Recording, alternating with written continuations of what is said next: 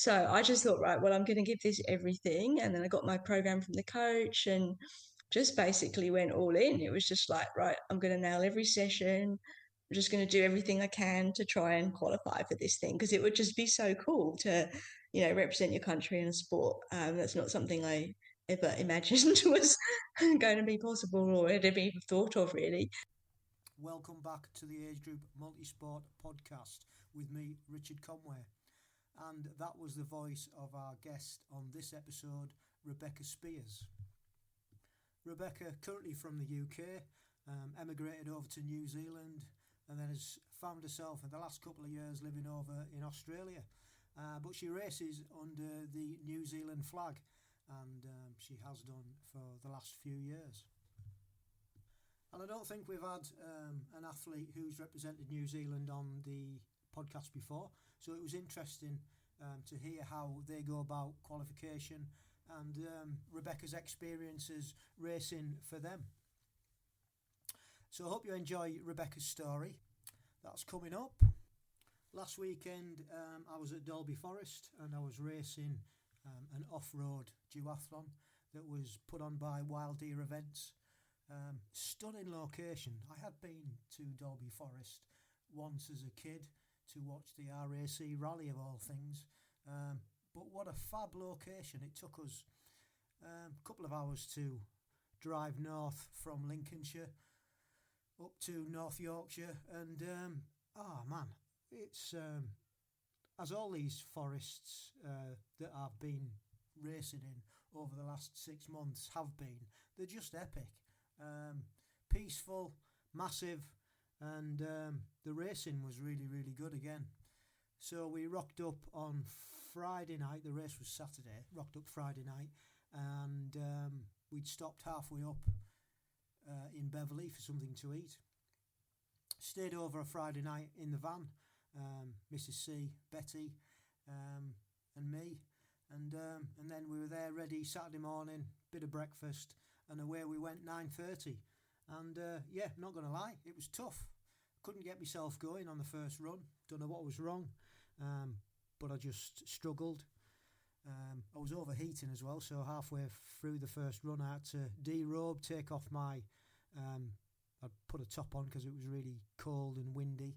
Took that off, just had my tri-suit on, so that lost me a bit of time, but yeah, just couldn't get going. So first run wasn't amazing. Got onto the bike and really enjoyed the bike. It was up and down all the way around, steep climbs and great descents, mainly on wide gravel roads, not many technical traily bits, but yeah, most enjoyable. And then back into transition onto the second run, and it was again bit of woodland, mainly trail, gravel, track racing, but yeah, it was good. Nice course, well marshalled, low key, typical Wild Deer event, cheap as chips, and they put on a good event. So I really, really enjoyed it. Looking back, I finished 8th in my age group, and I was about 9 minutes behind the winner. I lost 4 minutes on the run and about 5 minutes on the bike, so work to do. 14th overall, so quite happy with that, to be honest. I think the field was about 62 or something, so not bad for an old bugger. So that was really cool, and then we drove back Saturday afternoon, and that was a really good race. So that was the second one. Managed to get a percentage, having looked at the leaders or the winners' race time and mine. Worked out I got a percentage, so that's another one in the bag. But really enjoyable event. Thanks to Wild Deer Events and all the marshals and the volunteers, and yeah, really, really cool. On the same day there was something I was going to do, which was the XTERRA at Weston Park.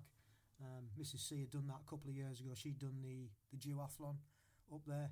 Fantastic setting again, and was going to do that, but it was just a bit pricey compared to the Dalby Forest duathlon, so that's the one I chose. But a great event. One of our previous guests, the elite athlete Kerry-Ann Upham was racing, and she got another sixth position after a sixth place over in Greece the week previously. So she's consistent. So well done to Kerry-Ann.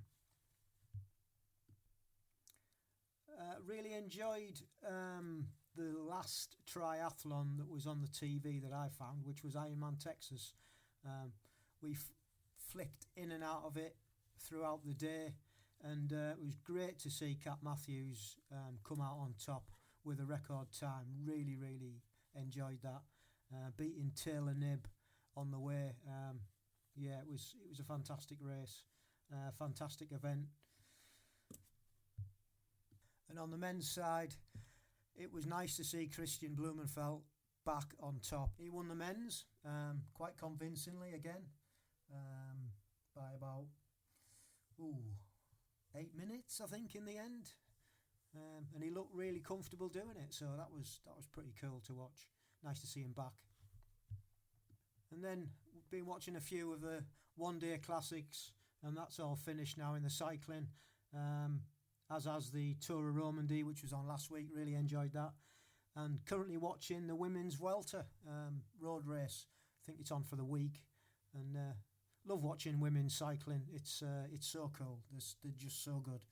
And that's currently on now. If you want to watch it, it's on Discovery Channel. And then a couple of podcasts to recommend. I've got the Purple Patch podcast, and they're discussing. It's a group discussion on this one, and the title is "Win the Race Before It Starts." And they're talking about race prep secrets, and it was very informative. So I can recommend that one. And then the second one is the Triathlon Hour, and it had Alex Yee on, and basically he was talking about his marathon, and he was recapping how that had gone, and the build up to it and the actual race itself, and that was a good insight to also what he's going to be doing next.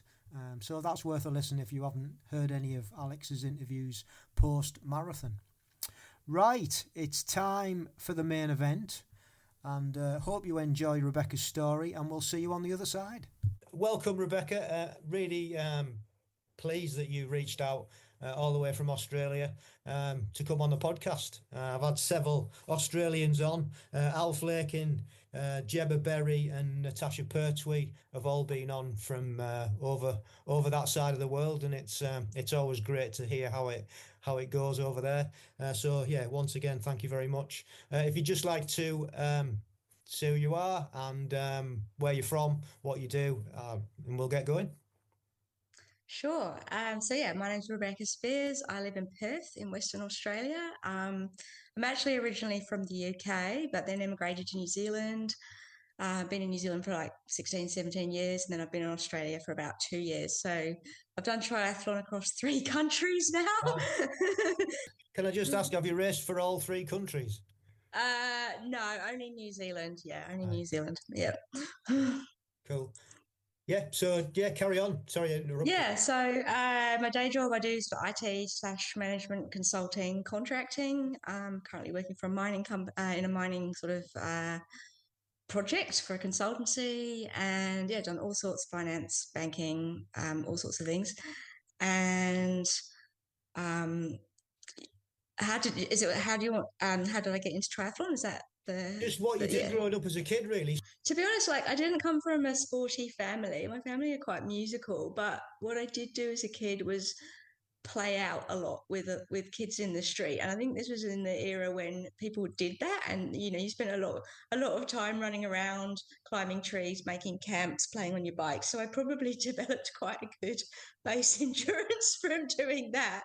And there was a little bit of swimming in the mix. And then as a teenager, I actually did a lot of dancing, like contemporary dance, all sorts of different types of dance, but mainly contemporary. And then I actually just started running when I went to uni just to keep fit, really, and then found I quite enjoyed it. So then just slowly built up the running. I did a bit of rowing at uni and just after. And then I just started entering some running events. And to be honest, I'm not even sure where the idea of doing a triathlon came from. I may have read a book where somebody did one and that inspired it. But I remember I was working for a software company in Henley, and then I I sort of knew I wanted to do one, and then there was a team. They're putting together some teams to go and do the London Triathlon. So I think that's how I started. I was doing the running leg of the London Triathlon that was in the Docklands, Yeah. and then from there, I think at the time I only had a mountain bike, so I had to sort of like save up for my first road bike, and then I could find, and I could only do pool triathlons when I started out in my 20s because I didn't have a wetsuit, and there actually really weren't that many non-pool triathlons around. So yeah, I joined the Thames Valley Triathletes in Reading, and they were awesome because they had lots of group training sessions, like swimming a few times a week, some really good run sessions. I can't remember Derek, the guy's name was. He used to run everything, and yeah, he just put on some really good group stuff. And was And that then where I you just were from, Rebecca? Is that where you were brought up? No, I actually grew up in Suffolk, Okay. Felixstowe in Suffolk, yeah, Yeah. which is actually quite good for cycling. And actually, I missed out something from my childhood, which is my dad was a teacher at the school that I went to. And at the end of every year, they used to put on what they called Activities Week, where all the teachers could essentially dream up any activity they wanted to do, and kids could choose if they wanted to do it. So my dad always ran a cycling trip, generally to Belgium, Holland, Denmark, or Germany, somewhere like that, because it Nice. was quite easy to just hop on the ferry and do that. So I quite often joined in with those trips. And um, to be honest, we actually did reasonable distances on those. I remember there was one day we did about 70 miles, which would be about 110k or something, with panniers, and we're all on these little 5-speed race bikes that you Yeah. used to ride then, 12 and 13-year-olds zooming around Holland, and actually doing some quite reasonable distances in between the places that we were staying. So yeah, I probably did that for a few years, and probably that just gave me a bit of base endurance as well, because I used to do practice rides for that around Suffolk and whatnot. So yeah, yeah, that's sort You of where it all mentioned started. you mentioned swimming as well. Did you do much swimming? Not really, because my where I grew up, we didn't even have a pool till I was about Right. Okay. 10. And then schools kind of started swimming lessons then. So you sort of just joined in. I think I remember doing a bit of survival swimming. We used to blow up your pajamas Oh and yeah. then make a It was float out of it was those. the bronze, silver, and gold awards. If I Yes. yeah, that's right. Okay. So I remember doing all of those, and you had to swim reasonable distances for those. So a bit of lifeguarding as well, that sort of thing. Yeah, yeah. Yeah. Cool. So you got it was through university and out the other end that you found out about triathlon. Yeah, yeah, just sort of got inspired to have a go. And then I did my first sprint try, probably would have been about, say, 24, 25, something like that. And I think it was Newbury, and it was like I think it was the Thames Valley Triathletes, like novice champs or something like that. So you just swam in the outdoor pool they had, and you just had to switch lanes. You go down one lane and move lane, and then come down the Yeah. other, and then you get out and you do your 20k and then your 5k. And I just loved it. And I think I even took out the novice cup that year or something. And then I just used to do every summer. I'd just pick a handful of events. There was quite a good company in that sort of Thames Valley Southwest region that used to put on really good sprint tries, like across Marlborough, Southampton, New Forest, all around that sort of area. So there was quite, you could do something maybe once every couple of weeks if you really wanted to. And you just hop down the M4 and go and do your try. And yeah, so I used to do that. There was a really cool event nearby in one of the little villages, Pangbourne, I think it was, called the Hairy Legs Challenge. And that was like an off-road duathlon that's, I think it was the owner of the bike shop there or something put on. And that was like a 5k cross country run, and then you did this 20k mountain bike and then another 5k run. So that was always quite a highlight of the sort of early summer calendar to go and do that. Yeah, so just things like that sort of popped up. I had a bit of a mountain bike group that used to go out on a Monday night during the summer, and we'd go and ride for about 3 hours and then go to the pub. And it was just like brilliant. And then when I moved to New Zealand, like you'd been riding around all these sort of what you thought were like reasonably, you thought you were quite a good mountain biker once you've been riding around all the bridleways in Oxfordshire, and then you went to New Zealand and you realise, oh, actually, that wasn't proper mountain Yeah. biking. It's a lot more rocky, and the hills are a lot bigger and that sort of thing over there. So, um, yeah, probably I got to New Zealand, and then What took you over to New Zealand? just better quality of life, Right. more opportunities, easier to buy a house, and just the landscapes are just kind of a big draw card as well. I just felt like you could have a better life there, Hmm. and still just have a normal kind of job, which has proved to be the case. Um, yeah, so I moved to Wellington, got a job in banking there. Um, and then, yeah, just kind of joined the local athletics club actually to start out while we're waiting for all the shipping to arrive and all your bikes and whatnot. Joined the local running club, and that actually proved to be quite a really good way to make a lot of friends. And then in the winter, they had a really good cross country series. Every Saturday afternoon, they'd have a club run at the clubhouse at 2 o'clock. And Wellington has really good off road trails that you can do, from the centre of town in lots of different directions. So that was really good. And then every couple of weeks, there'd be a cross country event that you could go and do. So in the winter, lots of the triathletes did cross country as a way to just kind of like keep super fit and get lots of hills in. Um, and then I started a Sunday running group to get a long run in on a Sunday. Um, yeah, so I sort of had a running coach there for a few years, and then I I did. Oh, my gym had a swim squad a couple of times a week that was quite good, and then I just rode my mountain bike, rode my road bike, but didn't really take anything particularly seriously. But it was in 2012. I think by this point we got a wetsuit and had done a couple of local tries just for fun. And there was a really good series in Wellington called the Scorching Bay Triathlons that was put on by a local, and they were just like super popular. Um, and yeah, that was the sort of triathlon, real grassroots level, but people that were age group reps did them as well. So it was Right. a really good place to cut your teeth in open water triathlons, and mixed with people that were like super experienced as well and had the kit on and everything, and just a really good vibe in those events. And also Wellington has a splash and dash series in the summer, so every couple of weeks over the summer from Oriental Bay, which is right in the centre, there's a splash and dash event, and they do it really well because, like, at the start of the season, it started out with slightly shorter swims and longer runs, and then as the season went on, the runs got shorter, and then the swims got longer. So over the course of a season, everybody sort of got their race, as it were, and then there was a bit of a points table as well. So, yeah, you could have some really good points battles with people who were better swimmers. Running was always the thing I was slightly better at, and yeah, you could sort of just run people down and that sort of thing. It was just really fun. And then they had like awards at the end of the season. So I think that was a really good way to meet people in the tri community there as well and just feel part of that community.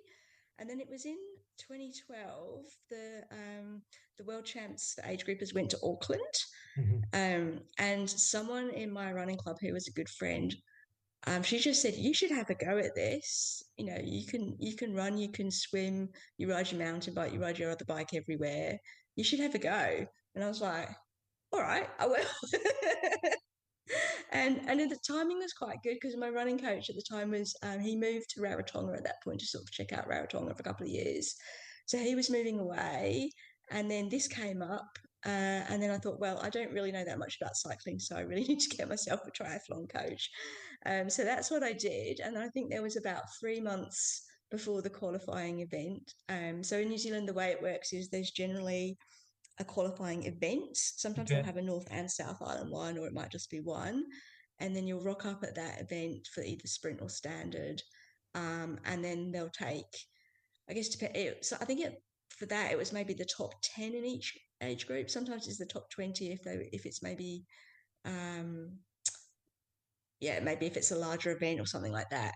So it's the top 10. So I was like, right, I had 3 months to gear up for this February qualification for the event in October the following year. So I just thought, right, well, I'm going to give this everything. And then I got my program from the coach and just basically went all in. It was just like, right, I'm going to nail every session. I'm just going to do everything I can to try and qualify for this thing, because it would just be so cool to, represent your country in a sport. That's not something I ever imagined was going to be possible or had ever even thought of, really.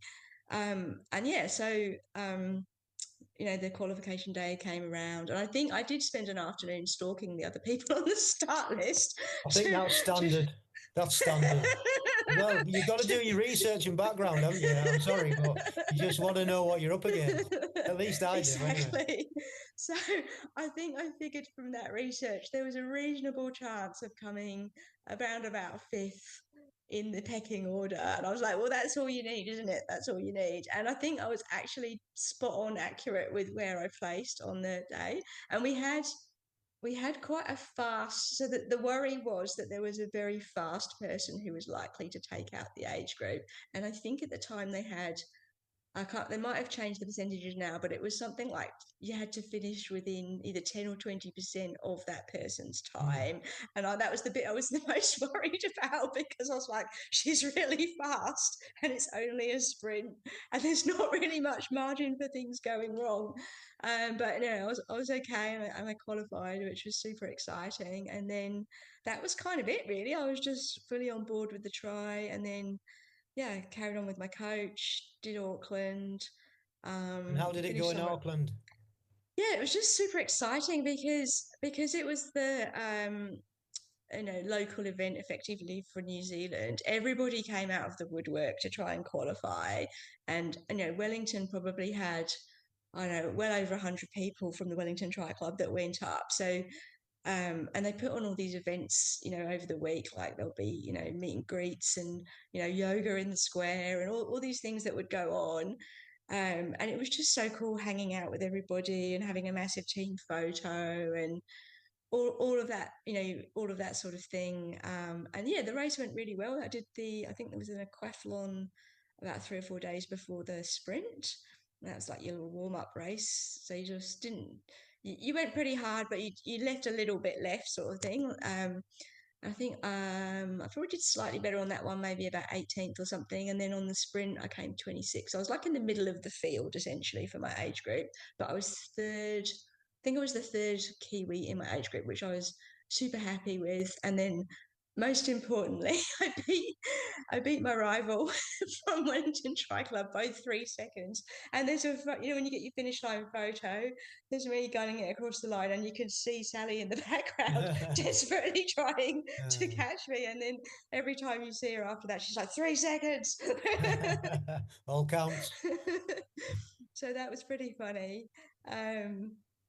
So did that, and then stayed with my coach for a few years, and I went on to do Adelaide-Duathlon a few years later, about 3 years later, and that was partly an excuse just to go to Adelaide. Yeah. You're like, oh, I haven't been to Adelaide. It'll be fun to go there. So qualified for that and went along, and I knew the person that was officiating that as well. He was the race director, and I think he'd done a little speech to the Tri Club the year before saying, think about Adelaide, it's going to be awesome. So I think that inspired a few people to go. And a few people from the squad that I was in went as well. So we hung out there. And then I think the next year there was the Snowy Mountains cross tri. And I was at the bottom of a new age group that year. So I was like, oh, we're definitely going to have a go at that. And I think you had to qualify at XTERRA in Rotorua. So I went into the qualification there. I think I got second or something in my age group. So qualified for the Snowy Mountains. So that year, actually, a fun thing I did as well that year is I had a bit of a blog going at the time, and I sort of did little interviews with people I knew in Wellington, just to get like their insights into something. Like I interviewed a technical official, someone that had gone to Maui for the World Champs XTERRA there. Someone else had gone to Mexico that year. So I just interviewed all these people from the community and then sort of posted them on the blog. And that was sort of like quite a motivating thing through winter to do. And then, because for people in the Southern Hemisphere, those age group world champs are usually at the in the spring. So you're basically training through winter, and Wellington winters can be not brutal, but they can be cold and grey for a few Yeah. months, A and you're bit not like the doing much UK open then. water swimming. Sorry. A bit like the UK.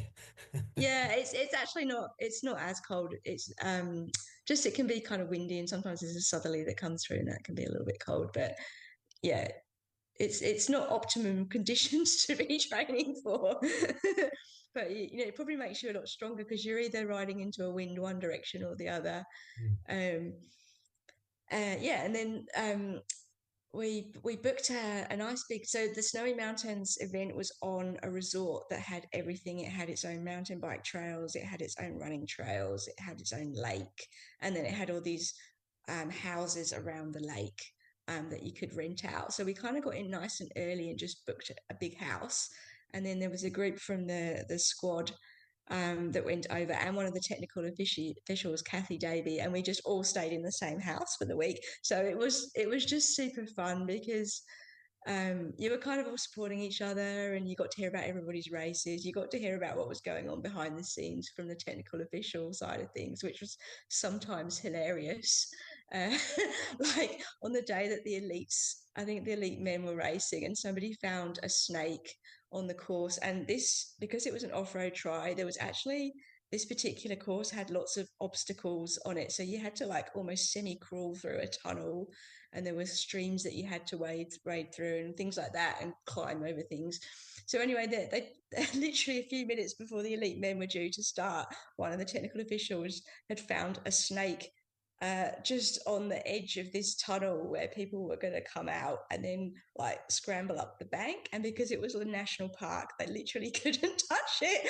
And then Oh, apparently there was like panic on the radios, um, trying to figure out what to do. And they'd come to the conclusion that they were just going to put a bit of carpet over it and hope for the best. oh dear. And then she said at the last minute, it just slithered away and it was all good.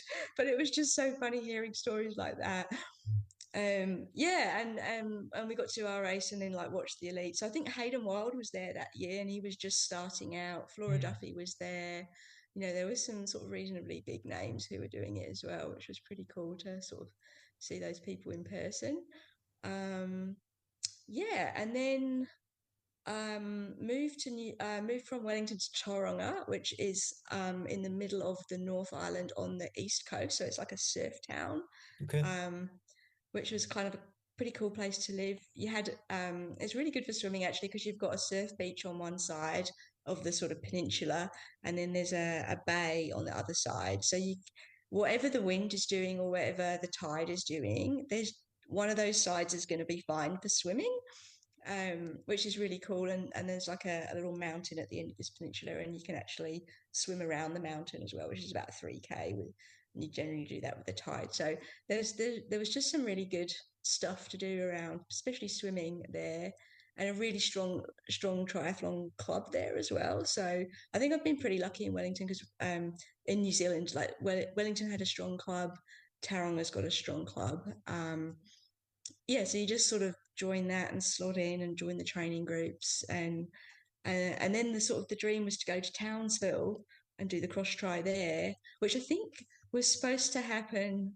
It might have been the COVID year, I can't remember, Yes. but it ended up Yeah, I think it so. got yeah, and that so I joined the coaching group there, and then I was like, yeah, I really want to do Townsville. And then essentially Townsville didn't happen for another 4 years. Mm. So I got to go last year. And by this point, I'd moved to Australia. So the way that you can qualify if you're overseas is each age group in New Zealand, they hold a couple of spots for special applications. So essentially what you need to do is um, go and do some local races that are sort of similar to what you're going to do there, and then put your results in, maybe put some, running results in, just whatever you um, yeah, you have to put your Strava in, but enough information so they can make a call essentially. So that's what I did last year.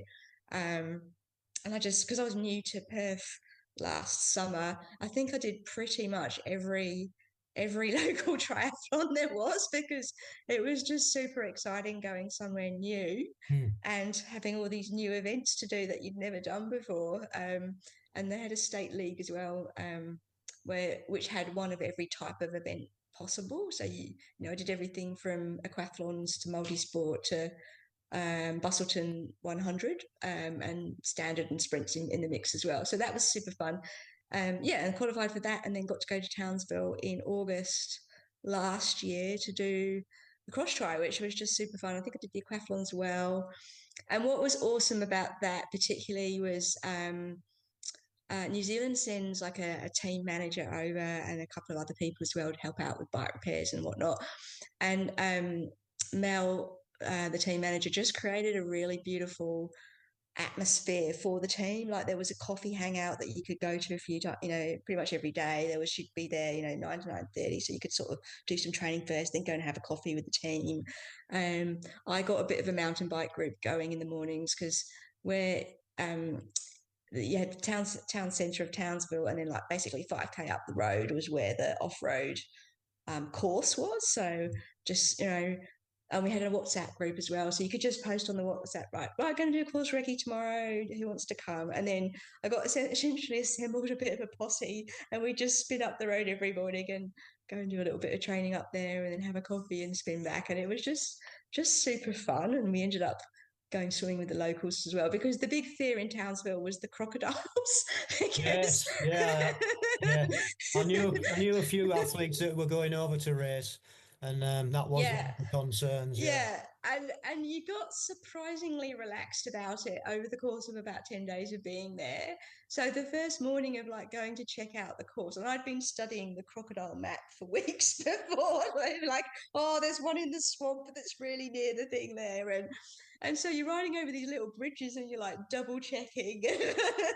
But anyway, it was fine, and you kind of relaxed about it. And then the locals, we found that there was a group of local swimmers that went out every morning and just swam up and down the strand. And one of them carried a knife, but they were all like, we've never had a problem.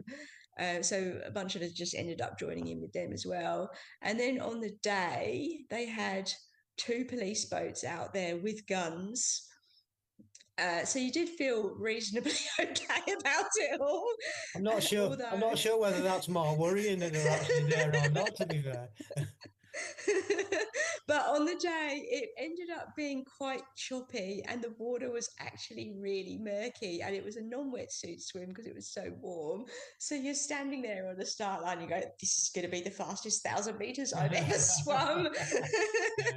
I think I was something like 6 out of the water in my age group, and I just had this storming swim because like, let's just get this done as quickly as possible.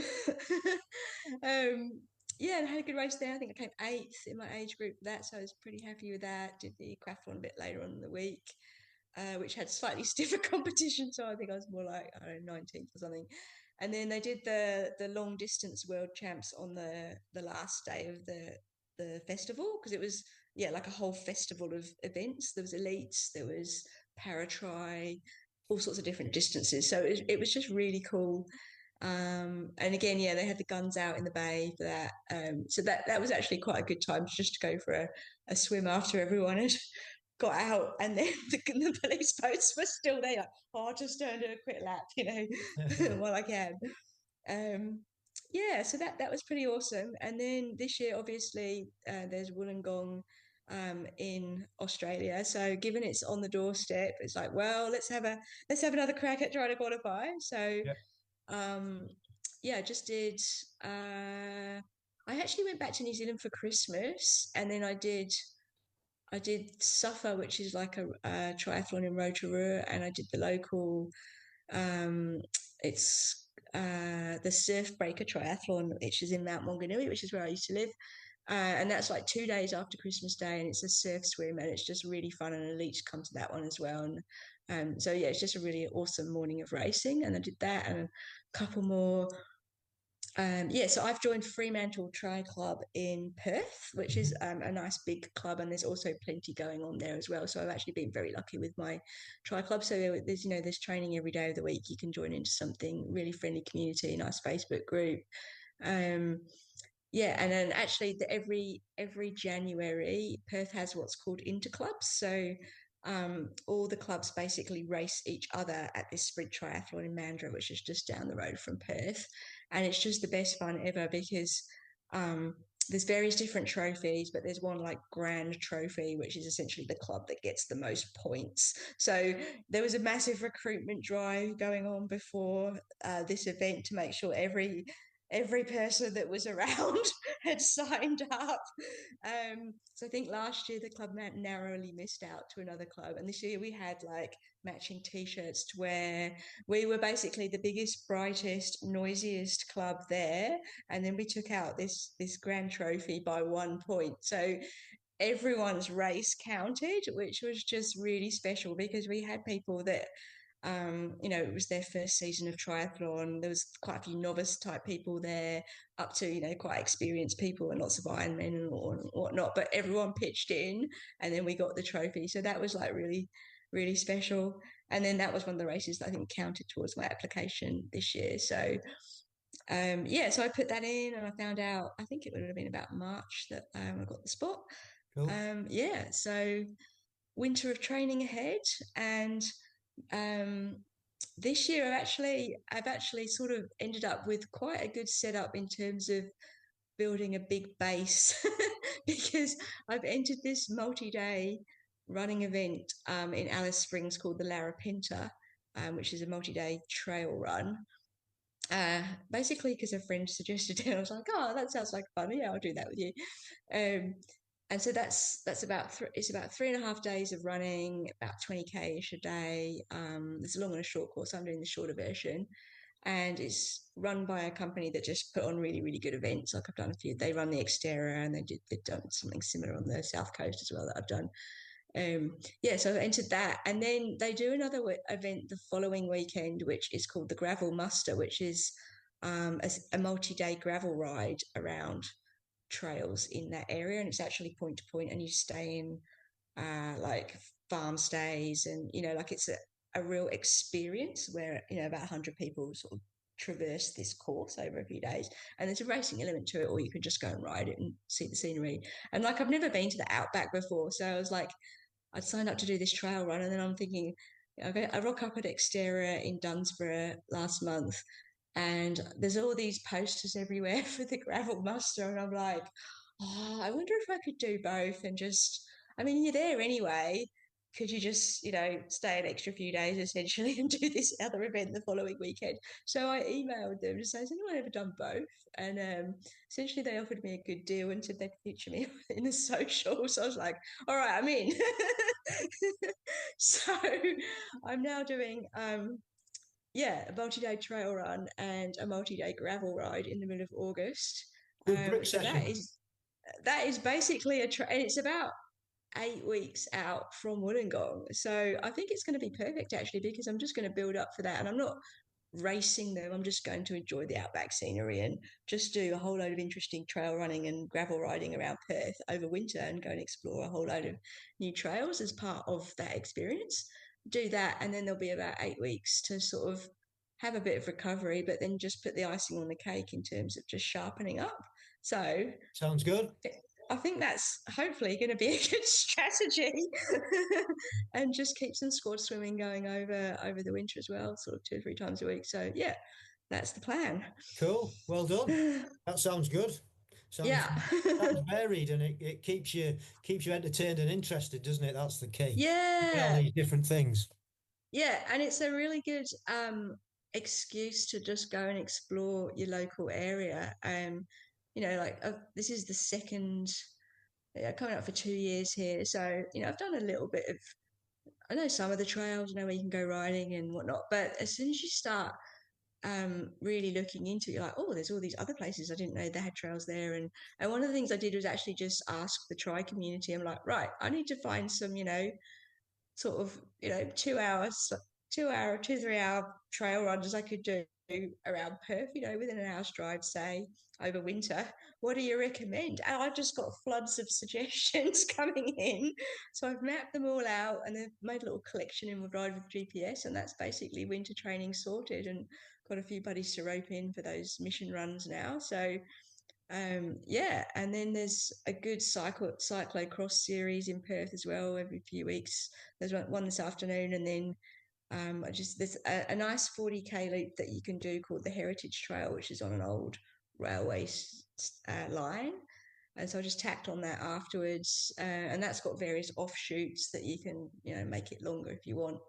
So yeah, and there's just once you start going on to ride with GPS and you see what other people have done, you're like, oh, I didn't realize you could ride there, and there's a good route there, and you're like, right, I'm going to be stealing all these rides and just filling up the weekends. Yeah, brilliant. So just going back to qualifying for New Zealand, did you have to become a national? Yes, I've got New Zealand Yeah, citizenship.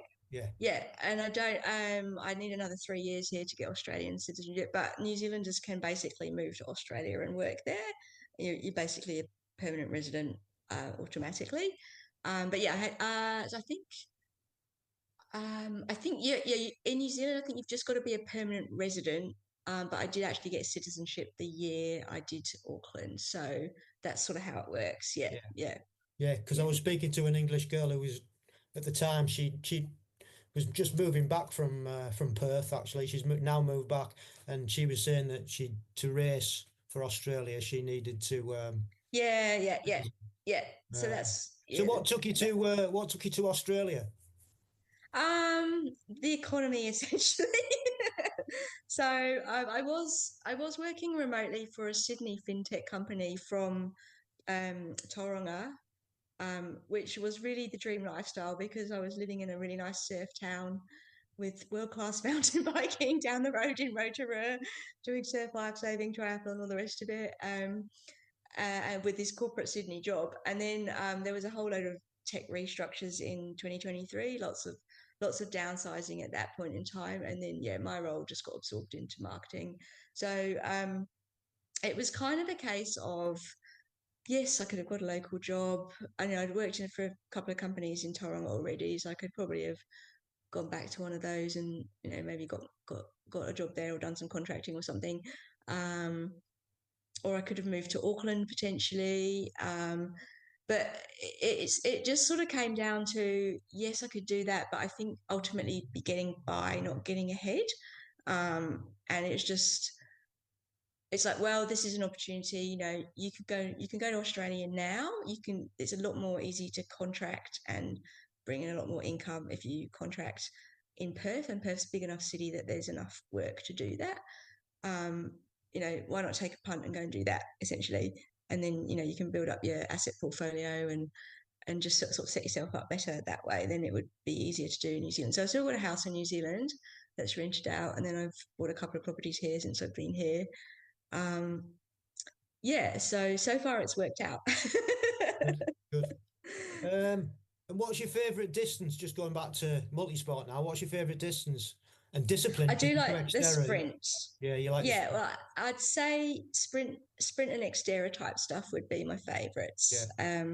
Yeah, and XTERRA is basically Olympic sort of distance. yeah, I have done some longer things. I've done a half Ironman and I've done an off-road half Ironman that I'm not sure if they still run it now, but in the South Island they had a really good one called the Motatapu, which starts from Wanaka, and then you basically do the swim in the lake in Wanaka in Glendew Bay, and then you ride over the Crown Range to Arrowtown, and then essentially run up a big hill to about 1,000 meters or something, and then came back down again for the run.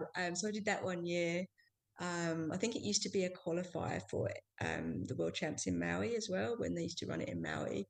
Um, yeah, so I quite often come second in my age group when I do an off-road driver. I'm just not quite good enough for first, but I can yeah get sort of second. Um, yeah, yeah.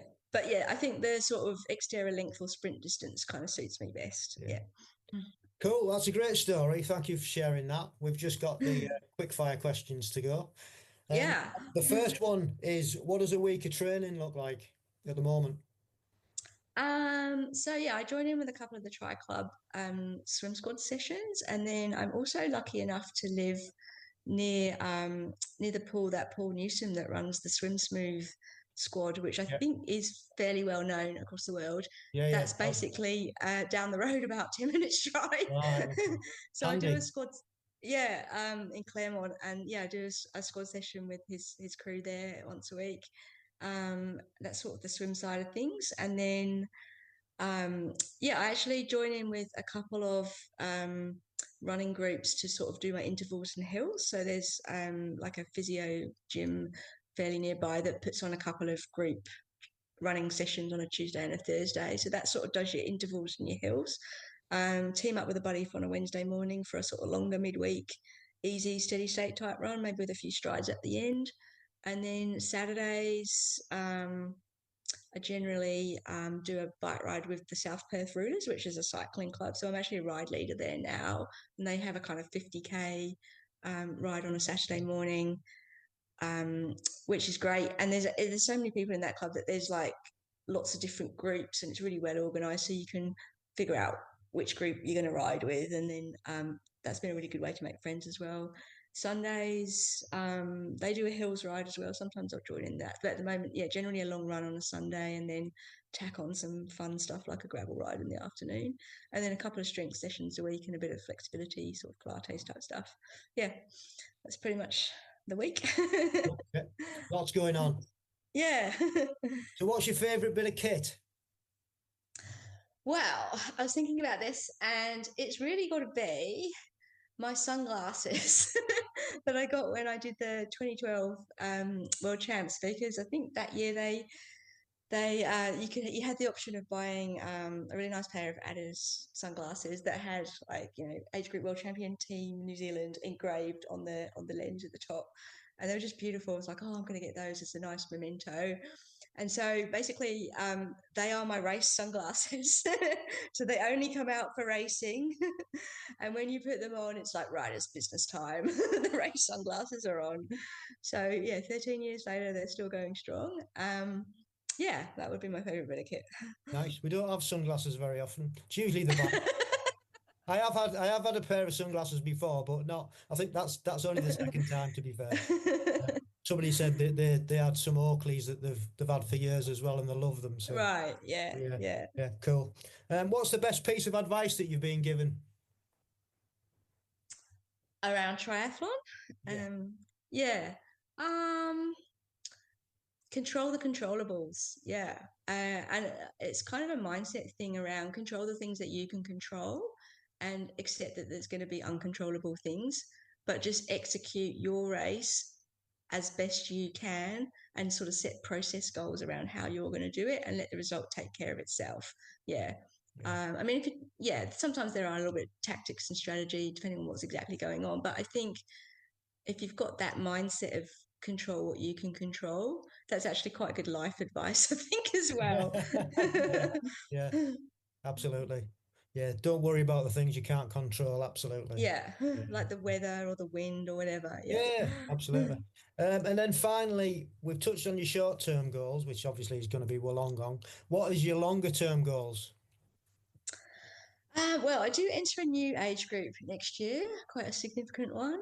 And I think that is an opportunity to just go and find whatever races you feel like you'd really like to have a good crack at and go and do those. So one thing that I think is on the list for next year would be Noosa Triathlon, Hmm. which is around October. And I think that's just one of those classic old school tries, just a heap. It just looks like a heap of fun. Lots of people do it. It's not part of any series or anything. It's just like a big event. And I think it would just be fun to go and rent a big house, get a bunch of buddies from New Zealand and Perth, go and stay in it and go and do that. Have a little epic camp. And because Noose is really good for training as well, and just go and stay there for a week and just go and have a blast. Yeah. Cool, awesome, sounds good. Right, well, that's it. That's all I've got for now. Thank you ever so much once again for coming on and sharing your story. It Yeah, thank seems to you. be going swimmingly well. Pardon the pun. And yeah, good luck in Wollongong. Hope you have a Yeah, great thank you. I'll and look you get out the for other result that you want. interviewees. Um, I know quite a few people who are going over now. Yeah. One of my teammates, Steve Hunt, he's over there. He's going to be racing, so yeah, I'll be looking out and seeing what's going on. So yeah, so good luck with it all. Yeah, thank you so much. Really appreciate the opportunity to be on the podcast. And there she goes. Thanks, Rebecca, once again for coming on to the pod and sharing your story. It's always nice to hear how other nations go about choosing their athletes at age group to represent the country. and this was no exception, really.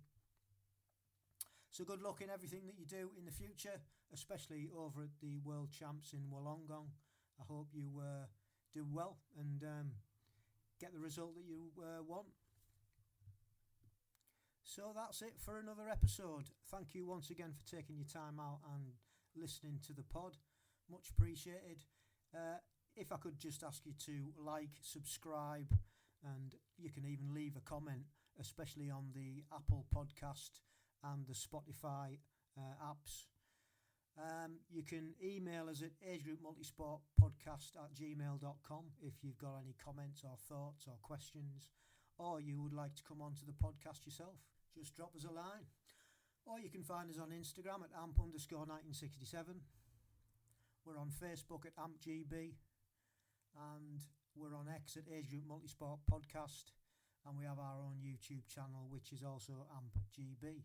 And if you do check out our YouTube channel, please do subscribe, because that would be much appreciated again. And if you've got like-minded friends, please do point them in our direction and tell them to give the pod a listen and the videos a watch. So until next time, stay safe, keep training, and love the process.